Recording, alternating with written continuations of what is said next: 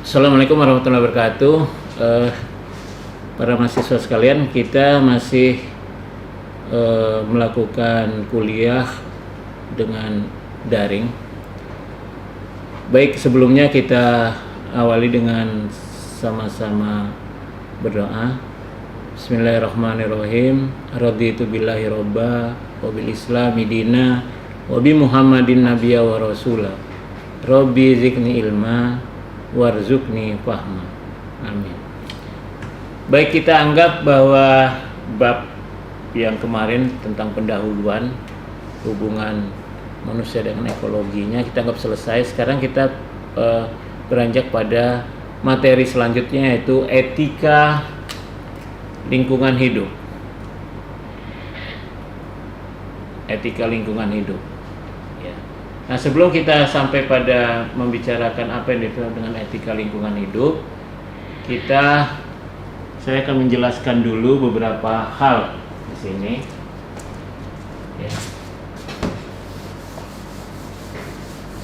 Ada 3 hal yang mempengaruhi kehidupan kita sebetulnya.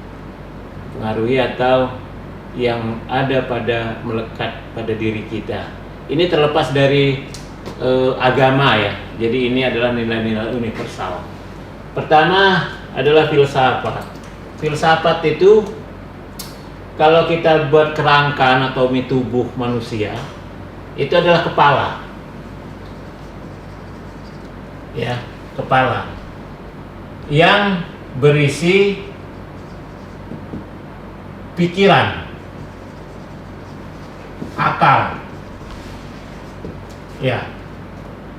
Dan dari kepala ini berisi pikiran dan akal inilah kemudian timbul ilmu pengetahuan. Karena dia akan mencari terus, bertanya terus terhadap fenomena alam.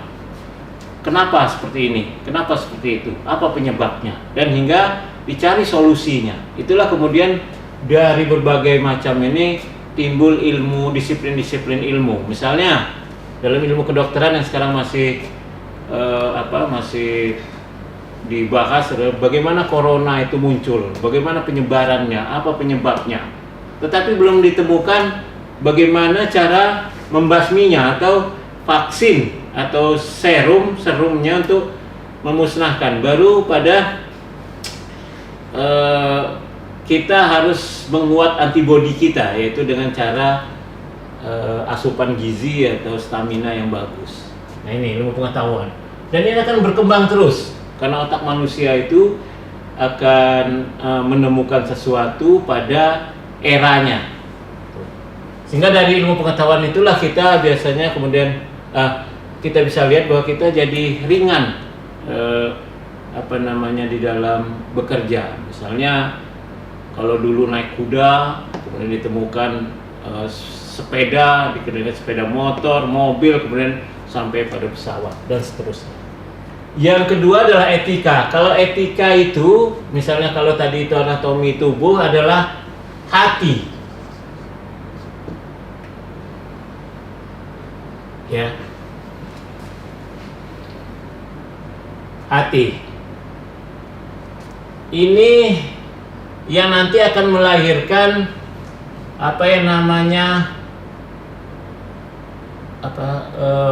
perilaku, tata cara berperilaku atau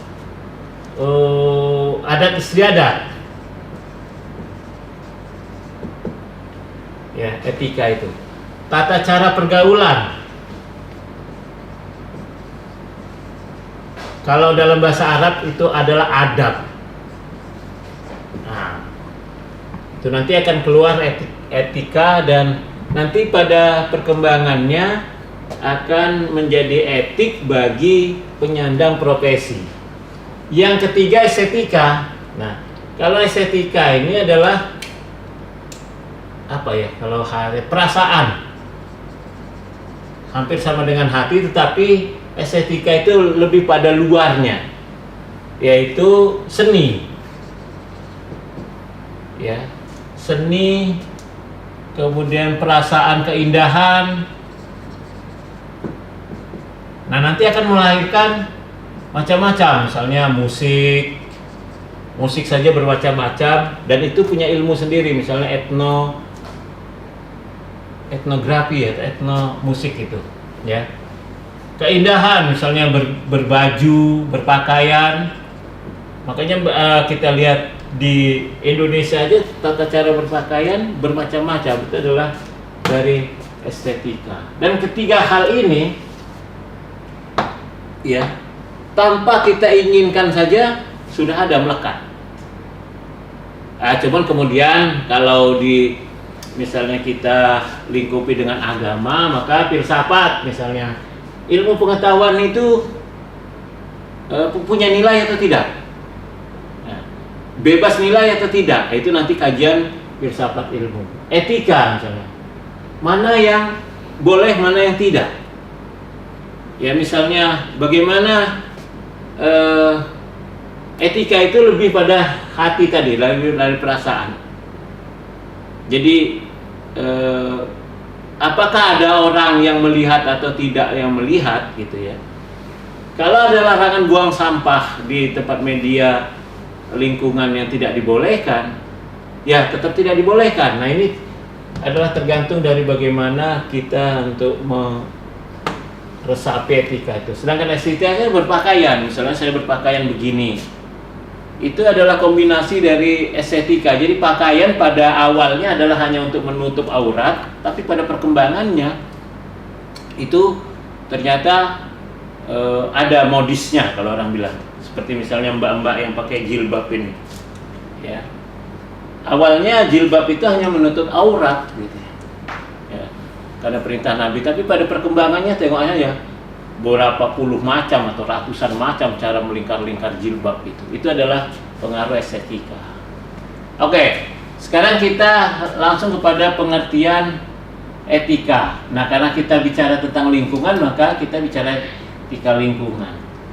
Etika lingkungan dapat diartikan sebagai dasar moralitas yang memberikan pedoman bagi individu atau masyarakat dalam berperilaku atau memilih tindakan yang baik dalam menghadapi dan menyikapi segala sesuatu yang berkaitan dengan lingkungan sebagai kesatuan pendukung kelangsungan kehidupan dan kesejahteraan umat manusia serta makhluk hidup lainnya. Jadi begini, dari pengertian ini bahwa kita itu harus berperilaku atau memilih tindakan yang baik, ya. Nah, tindakan yang baik dan perilaku yang baik itu tidak harus, tidak selalu harus karena aturan atau karena orang. Misalnya begini, yang gampangnya, ada polisi atau tidak ada polisi, kita itu harus memakai helm karena kita merasa helm itu sekarang merupakan kebutuhan. Bahkan ada orang yang kebiasaan pakai helm itu sekarang kalau nggak pakai helm bisa masuk angin, sehingga itu merupakan kebutuhan. Nah itu juga begitu. Makanya etika itu sebetulnya harus kita tanamkan dan kita ajari. Sehingga maka kalau di dalam kurikulum anak SD itu sejak awal diajari tentang bagaimana bersikap terhadap lingkungan, membuang sampah pada tempatnya. Bahkan sampah sekarang ini dibuat ada 3 macam, organik, anorganik, dan campuran gitu ya. Nah ini, jadi pada individu atau masyarakat berperilaku atau memilih tindakan yang baik dalam menghadapi atau menyikapi sesuatu. Gampangnya begini saja.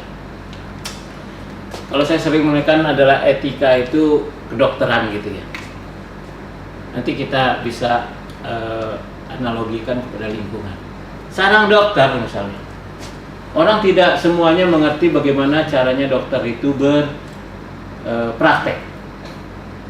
Yang tahu bahwa dia itu adalah menyalahi etika atau moralnya, itu dokter itu sendiri.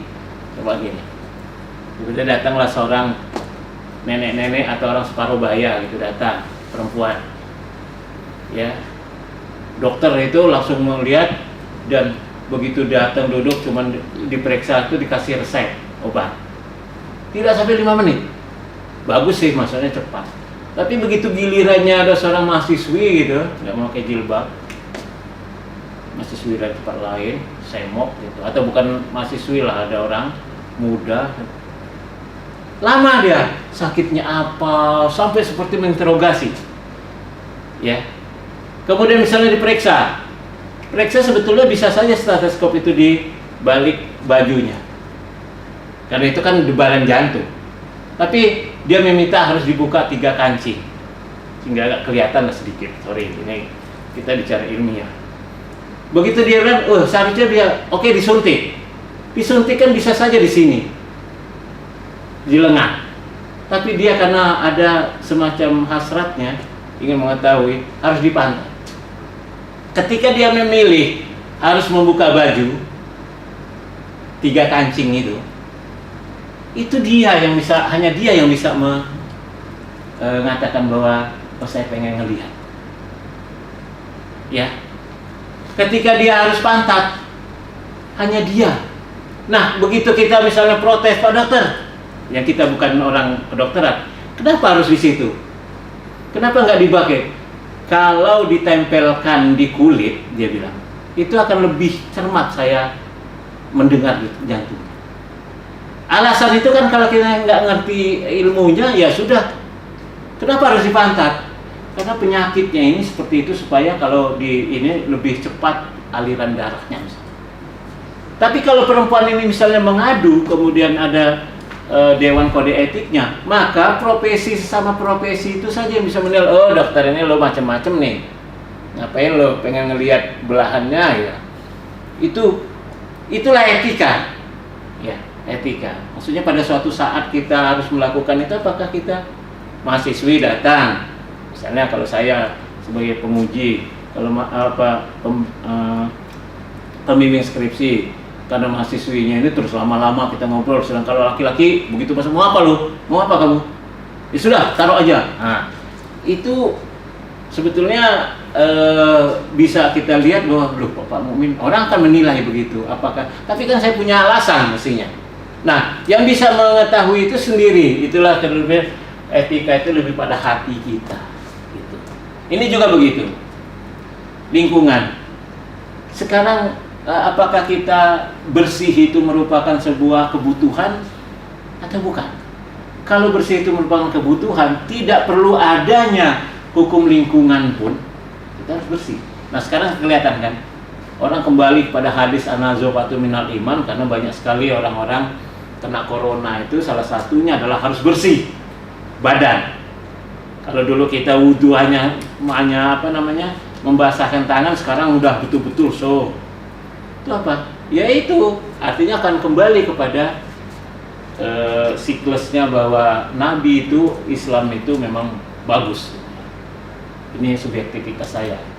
Kemudian etika lingkungan yang baik akan dapat ikut menjadikan perilaku kita semakin arif dan ramah terhadap lingkungan. Etika lingkungan yang baik artinya kita mempunyai perilaku-perilaku yang sudah terbiasa. Kalau Islam dikatakan jadi akhlak gitu ya. Jadi akhlak.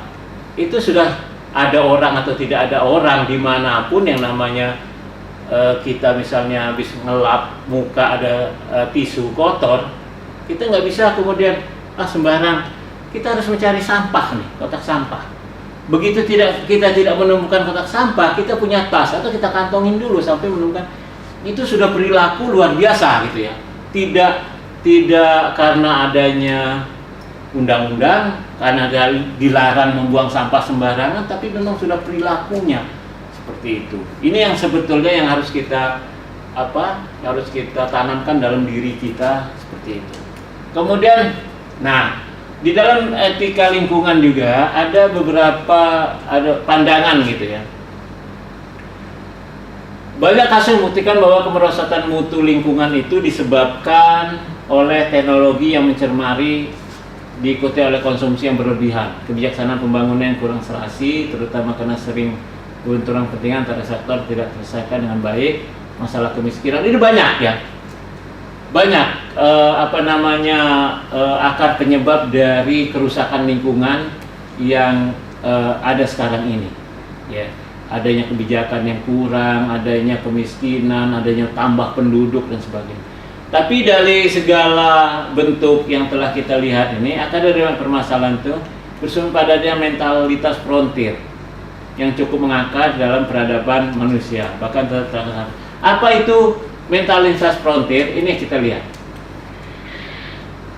3 sikap ajaran bahwa dunia sebagai penyedia sumber daya yang tidak terbatas untuk digunakan oleh manusia dan tidak perlu bagi dengan segala bentuk manusia lainnya. Mereka beranggapan begini, bahwa apa yang disediakan oleh alam ini untuk manusia, dan manusia itu punya generasi. Jadi kalau sekarang ini kita disediakan sumber daya alam, maka untuk generasi sekarang nggak usah mikirin generasi yang akan datang. Generasi yang akan datang itu nanti mereka akan memperoleh sendiri. Itu tanggapan yang gitu. Sebagian dari konsep ini juga terdapat anggapan bahwa bumi ini memiliki kapasitas yang tidak terbatas. Jadi nggak bakalan habis lah selama ada umat manusia. Yang kedua, bahwa manusia itu terpisah dari alam, bukan merupakan bagian dari alam itu sendiri. Jadi bahkan alam ini terpisah, maka ada yang menganggap bahwa alam ini musuh. Ketika alam ini dianggap musuh, maka harus dieksploitasi. Misalnya pertambangan di mana-mana, pembangunan di mana-mana yang eksploitasi tanpa melihat dari alam itu sendiri, lingkungannya. Yang ketiga adalah bahwa alam dilihat sebagai sesuatu yang harus ditundukkan. Teknologi adalah alat ampuh bagi manusia untuk, nah ini, karena dia dianggap sebagai terpisah, maka harus ditundukkan. Teknologi yang sekarang ini luar biasa diciptakan adalah untuk mengolah alam ini sampai teknologi itu begitu tinggi yang berdampak pada kehidupan manusia. Secara lebih rinci, nih, menegaskan nih, bumi adalah bank sumber daya yang tidak terbatas. Ya, jadi itu tadi tuh, selama manusia itu hidup, bumi itu akan menyediakan kebutuhan manusia. Bila persediaan sumber daya habis, kita pindah ke tempat lain. Pindah ke tempat lain ini bukan dari satu daerah ke daerah lain, tetapi mereka menganggap bahwa ya udah pindah ke planet lain. Makanya sekarang ini kan giat dilakukan tanpa awak tuh untuk mencari ada nggak sih ya planet-planet yang persis seperti bumi ini, sehingga kita bisa pindah ke sana. Dan ada film-film fiksi ilmiah itu kan ada yang sudah menyatakan bahwa ada kehidupan itu namanya alien itu di atas dan bisa untuk hidup manusia. Hidup akan semakin baik bila kita terus dapat menambahkan kesejahteraan material kita. Jadi kalau kita semakin kaya, kita punya mobil, kita motor, punya semua tempat mewah, itu semakin mudah ya kesejahteraan. Harga yang harus dibayar untuk setiap usaha adalah penggunaan materi, energi, dan tenaga kerja. Jadi semua yang kita keluarkan untuk materi energi itu adalah harganya. Alam adalah untuk ditundukkan, itu tadi, karena dianggap sebagai musuh. Hukum dan teknologi baru akan memecahkan masalah lingkungan yang kita hadapi. Nanti kalau sudah pada saatnya, hukum itu yang akan bicara. Kita lebih tinggi daripada alam, kita terpisah dari alam dan superior terhadap alam. Limbah adalah sesuatu yang harus diterima. Nah, kalau ada limbah dari sebuah teknologi, ya memang segitulah keadaannya. Ini secara singkat seperti itu, nanti Anda cari sendiri penjelasannya ya dalam buku-buku. Yang kedua adalah mentalitas frontier ini yang bertanggung jawab sebagai akar penyebab dari kerusakan lingkungan yang kita alami sekarang. Akhirnya mereka kemudian sadar ya bahwa ini tidak benar. Akibat yang cukup menonjol dari mentalitas yang demikian ini adalah pengaruh sikap pandangan yang sangat individual dalam masyarakat dalam menghadapi masalah lingkungan. Misalnya apatis, udahlah biarin, bukan urusanku. Berorientasi pada kepentingan diri sendiri. Kalau enggak, yang penting saya buang sampah, rumah saya beres, dan sebagainya. Ini, ya. Jadi mereka mempunyai pandangan-pandangan yang katakanlah cuek dengan alam, dan resiko itu ya biarin aja. Gitu. Kemudian yang kedua adalah lawannya, sustainable ethic. Etika baru yang harus merupakan etika masyarakat modern dewasa ini. Dan ini yang dianjurkan oleh Chirac. Anggapan dasar bahwa gini, bumi merupakan sumber persediaan yang memiliki batas. Meskipun lama, nanti suatu saat akan habis. Bagaimana misalnya kalau dia habis berarti udah kiamat gitu. Tapi tetap terbatas. Mendaur ulang dan menggunakan sumber daya yang dapat diganti akan mencegah terjadi kehabisan persediaan sumber daya. Nah, ilmu recycle ini, kemudian teknologi untuk mendaur ulang itu, ini adalah untuk untuk menghemat adanya pemakaian sumber daya pokoknya. Kemarin sudah saya jelaskan, misalnya dengan adanya daur ulang bekas minuman botol itu, maka kalau satu perusahaan dalam 1 bulan akan memproduksi 1 juta gitu ya, 1 juta botol, hasil daur ulang itu mungkin mereka ada hasil daur ulang itu bisa menyediakan 900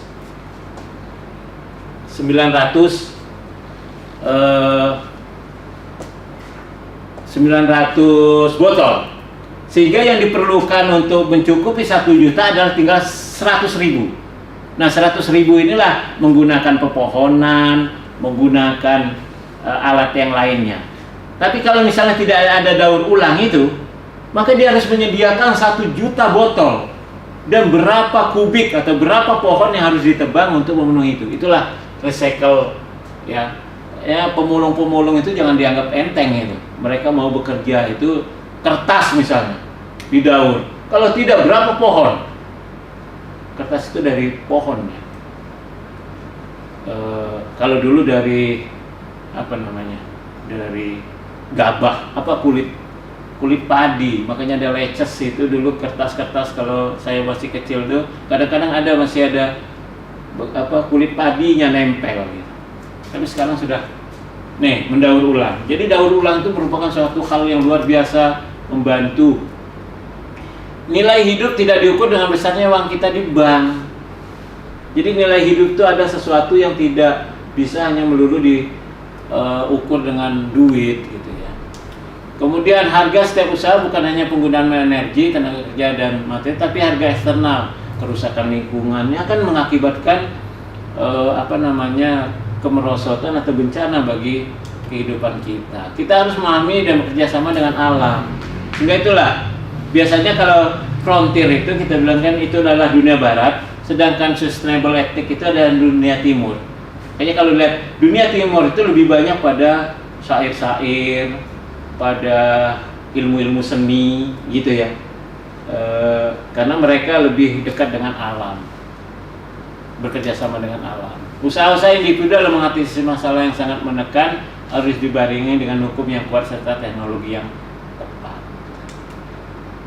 Kita adalah bagian dari alam, kita dikuasai oleh hukum alam, oleh karena itu harus menghormati komponen hukum-hukum tersebut. Kita tidak lebih hebat dari alam.